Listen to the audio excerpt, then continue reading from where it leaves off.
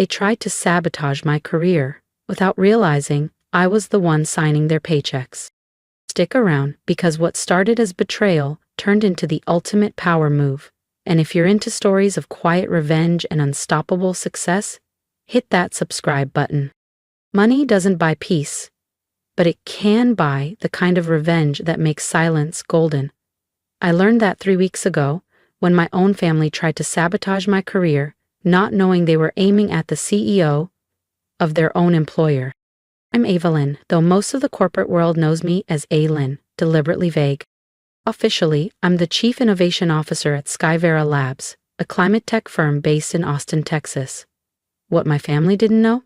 As of this spring, I quietly became Skyvera's majority shareholder, using a multi-layered investment arm I'd started back in my early 20s. It all started 16 years ago. I was a first-gen college kid, coding late nights in a cramped NYU dorm while double minoring in environmental science and computer engineering. Meanwhile, my older sister Jasmine dropped out of business school and bounced from one network marketing scheme to another. "She's just trying to find her path," my dad would say. "You've always been the stable one." Stable didn't mean supported. I waited tables, built early software prototypes from scratch, and pitched in underground startup meetups no one took seriously. Jasmine? She went backpacking in Bali to reset her mindset. But I stayed quiet, focused. I knew where I was headed. By 32, I'd launched and sold 3 green tech startups, each one under a different LLC.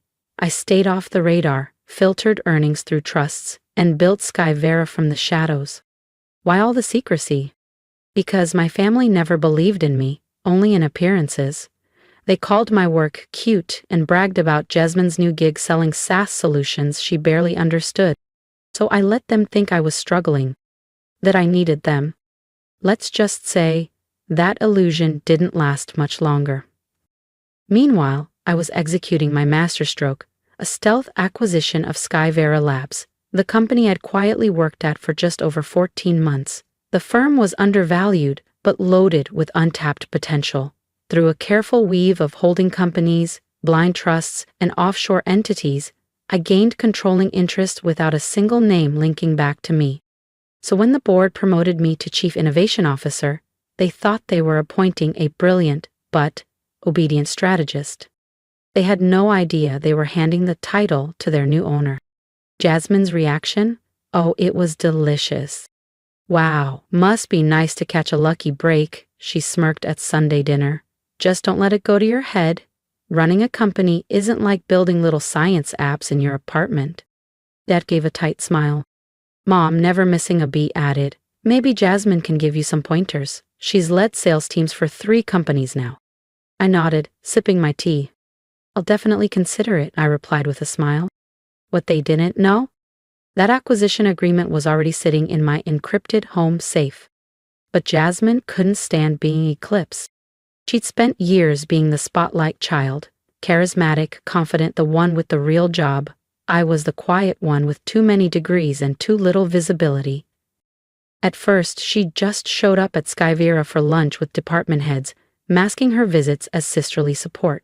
I watched from my office as she laughed with senior staff, casually suggesting I was under a lot of pressure and still learning the ropes.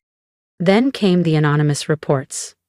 HR flagged complaints questioning my qualifications, alleged fake credentials, and mysteriously missing coursework.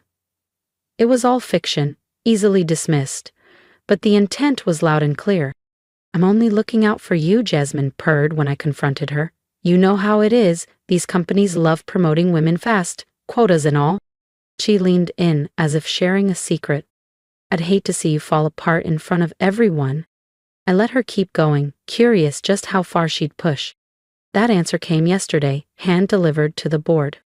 A sleek, damning folder filled with forged evidence, bank records, emails, false timelines, claims of embezzlement, insider trading. They'd called for an emergency board meeting on Monday. Jasmine must have heard something from her sales team grapevine, because at dinner last night she was practically glowing. "The board wants me present tomorrow," she said, barely containing her smugness. "Sounds like there's going to be a big shakeup at the top." Mom clapped her hands. Dad raised a glass. Neither asked why I wasn't invited to this mysterious meeting about my own job. But what they didn't know? I had spent the entire night putting together a dossier of my own, documenting every manipulation, every whisper campaign, every forged detail Jasmine had tried to weaponize against me. And this time, I was also including something even more powerful: the full ownership breakdown of Skyvera Labs.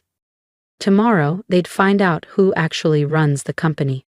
If you think Jasmine's about to get away with it, hit that subscribe button, because what happens next changes everything. I should feel betrayed, hurt, maybe even heartbroken, knowing my own sister tried to destroy my career, and my parents, as always, couldn't see past her charm. But honestly, I felt calm. Sitting in my office, surrounded by color-coded evidence, fake transactions, altered screenshots, whispered HR rumors, I knew this moment was years in the making. Jasmine's little coup attempt didn't break me. It gave me the stage I'd never been offered, a rare, perfect opportunity to expose her lies and rewrite the narrative that had followed me my whole life. The board meeting was set for 9:00 a.m. in sharp. They thought I'd be the one on trial. But they forgot something. I'm the one who wrote the rules. I arrived at Skyvera at 7:45 a.m., coffee in hand, watching the final pieces slide into place. At 8:45, Jasmine swept into the lobby in her sharpest power suit, flanked by our parents, smiling like it was a coronation. "Is the board ready for us?" she asked the front desk, radiating victory. From my second-floor office, I watched the three of them being ushered toward the executive wing. The directors followed, stone-faced, exactly as briefed. Every one of them had received my midnight message. At exactly 9:00, I stood, straightened my jacket, and stepped into the hallway. The moment had arrived. If you've ever been underestimated, outmaneuvered, or forced to play small for the sake of peace, don't miss what happens next. Hit that subscribe button, because the real power move, it's only just beginning. Time to begin. Elias Romero, our board chair, was mid-sentence when I stepped through the door. "These allegations against Miss Lynn are extremely serious." "Apologies for the delay," I said cheerfully, slipping into my seat at the head of the table.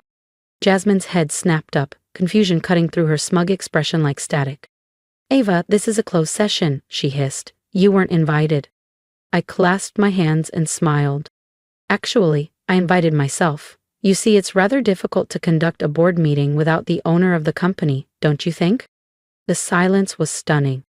Jasmine's face drained of color. Mom blinked rapidly like she'd misheard.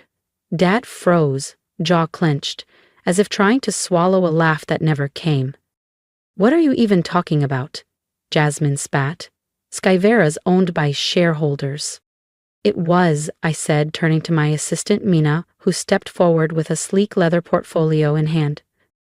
"Skyvera Labs was publicly traded," I continued, "until 2 months ago when it was quietly acquired by Verdant Core Holdings. Care to guess who owns that?" Gasps. Pages turned. Directors' eyes widened as the documents reached their hands. Some had whispered about the buyout, wondered who was behind the silent trust with enough capital to take the company private.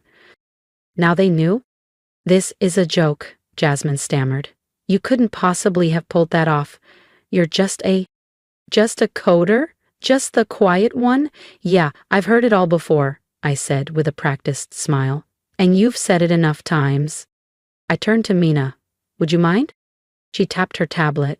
The room filled with Jasmine's voice, calm and cutting on a series of audio clips. "She's not cut out for real leadership," Jasmine whispered in one. "She's smart, but she crumbles under pressure. The board will see that soon enough." Another recording crackled to life. "Honestly, she's only in that role because of diversity quotas, if we're being real." The temperature in the room dropped. No one moved. And just like that, the narrative began to unravel, for her, not for me. "Have you noticed any irregularities in her department's finances? Might be worth a closer look." Each whisper, every strategic manipulation, every planted doubt, now playing back in surround sound like a perfectly orchestrated downfall, only not mine. Jasmine was visibly sinking into her chair, her confident posture unraveling as the recordings echoed through the boardroom. Her face, once smug, had turned pale. The directors sat still, their expressions unreadable. "And then there's this," I said, holding up a thick envelope, the same one she'd anonymously sent to the board. Inside, falsified spreadsheets, forged emails, a fabricated case built on desperation. Attempted character defamation, falsified misconduct, intentional sabotage of executive leadership, I said evenly. "Did you really think no one would verify a single claim before acting?" I was protecting the company," Jasmine stammered, voice cracking. "You're not qualified. You've always been the quiet one, the background character. You're not the one who deserves to win," I finished softly. "No, Jasmine, I'm the one who earned the right to lead. And now, I'm the one exposing you for manipulating internal perception, compromising board integrity, and risking this company's future." Mom finally spoke, her voice fragile. "Surely, you're not going to destroy your own sister's life over this? Like she didn't try to destroy mine?" I turned to face her. "Like you didn't show up expecting to watch me fall?" Dad raised a hand halfway. "We were just here to support Jasmine." "No," I said, locking eyes with him. "You were doing what you've always done, betting on the wrong daughter." I turned back to the board, standing tall. "I apologize for the dramatic nature of this meeting," I said, letting calm control my voice. "But I needed everyone to fully grasp what's at stake. Ms. Jasmine Lin has breached ethical and legal boundaries in her effort to remove me from my position." I paused, letting the words settle. "She didn't just come after me, she endangered this company's reputation and regulatory standing."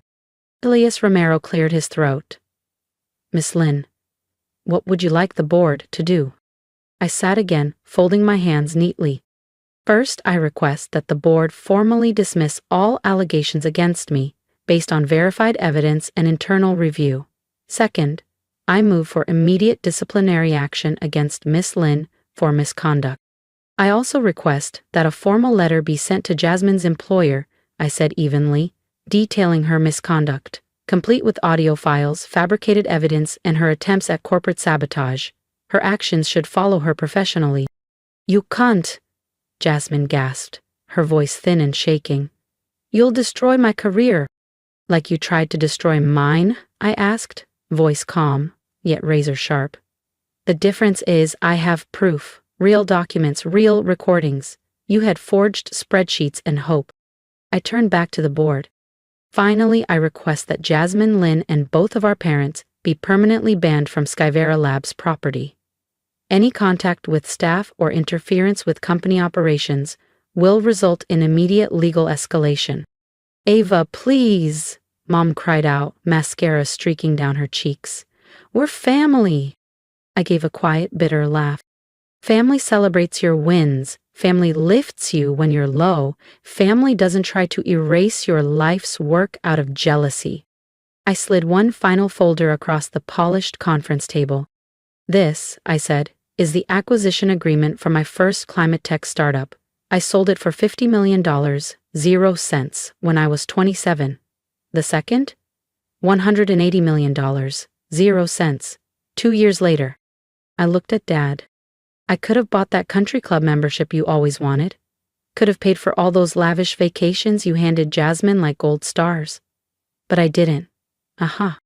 They stared at the pages, stunned, watching the numbers crumble, every story they told themselves about who I was. "I stayed quiet," I said, "because I wanted to see who'd stand beside me when they thought I had nothing." I glanced at Jasmine. "You all failed." She looked pale. "You're ending my career," she whispered. "No," I replied. "You ended it the moment you tried to sabotage mine. The only difference is you actually did the things you're being accused of." I gathered my folders and stood. "This meeting is officially adjourned," I said, nodding to Elias. "Please ensure the record is secured." Then I turned to them. "Jasmine? Mom? Dad? Security will escort you out." "Wait," Jasmine called, her voice breaking as I reached the door. "Please, I was jealous. I couldn't stand that you were finally winning." Her voice trembled. "We can fix this, can't we? We're still family." I turned back one final time. Do you know the difference between us, Jasmine? She looked up, her eyes glassy, the last remnants of pride dissolving. When you thought I was struggling, you pushed me even lower. When I was thriving, I stayed quiet, just so you wouldn't feel small. I exhaled. That's the difference between real success and the game you've been playing. The weeks that followed were revealing. Jasmine was swiftly let go. Her employer wasted no time once they reviewed the audio clips and documented proof. Word of my ownership at Skyvera Labs spread beyond our boardroom, and suddenly the same social circles that once worshipped my sister began whispering my name instead. My parents left teary voicemails. Jasmine sent handwritten letters. Her therapist even emailed, assuring me she was taking accountability. I archived them all. 3 months later, I was wrapping up a late strategy session when Mina buzzed in. There's someone here, says it's personal. It was Jasmine, but not the polished, camera-ready Jasmine I'd always known. She looked smaller, worn, her designer wardrobe replaced by a plain blouse and jeans. No glitzy jewelry, no performative confidence. I'm not staying, she said, holding up a hand. I just needed to say something. She stepped forward and placed a manila envelope on my desk. This has everything, old passwords, contacts, everything I used while trying to sabotage you. I'm also sending statements to the board and my former company. No spin, no excuses. I stayed silent. Why now? I asked at last. Because you were right, she said softly. I wasn't building anything, you were, and I hated you for it. She turned to leave, paused at the door. I'm starting over. New startup. Entry level, no fake titles this time. I don't expect anything from you. But letting me fall? That taught me more than all the years Mom and Dad spent lifting me up. She reached for the door handle. Jasmine, I said gently. She turned back, just for a moment, hope flickering in her eyes. Send me your resume in a year, I said gently. Not for leadership, I added. But if you're serious about earning your place the right way, we're always looking for people willing to start from the ground up. A single tear traced its way down Jasmine's cheek. She nodded. No excuses, no defenses, just a quiet acknowledgement. Then she turned and left without another word. 6 months later, Skyvera Labs has surpassed even my most ambitious projections. We're developing next-generation climate solutions, expanding into 3 new states, and creating sustainable jobs across the Southwest. It's real, it's lasting, it's mine. Mom and Dad still message occasionally, usually when they want something, or when they're name-dropping their visionary daughter at social events they once hoped I'd stay out of. I keep it civil, but distant. The validation I once craved so deeply? I've outgrown it. The corner office they said I'd never earn overlooks the Austin skyline. Some nights, I sit by the window as the sun sinks behind the hills, thinking about family, ambition, and the unexpected gift of being overlooked. Last week I received a holiday card. No plea, no guilt. Just a quiet note from Jasmine. You didn't succeed because of us, but in spite of us. I'm finally learning how to build for real. Maybe that's the truest form of revenge. Not loud, not cruel, but earned. Undeniable. Thank you for listening, for seeing me when those closest to me couldn't. Now I want to hear from you. Have you ever been the underestimated one, the one who stayed quiet, worked hard, and waited for your moment? What would you have done in my place? Would you have spoken up, stayed silent, walked away? Drop your thoughts in the comments. Let this space be more than a story. Let it be a reminder that resilience doesn't need an audience. It just needs a purpose. Like, share, and subscribe, not just to follow my next chapter, but to honor yours. Because if I've learned anything, it's this. Success isn't about proving people wrong. It's about finally proving to yourself that you were always right to believe. So, what's your story? I'm listening, and I hope the world is too.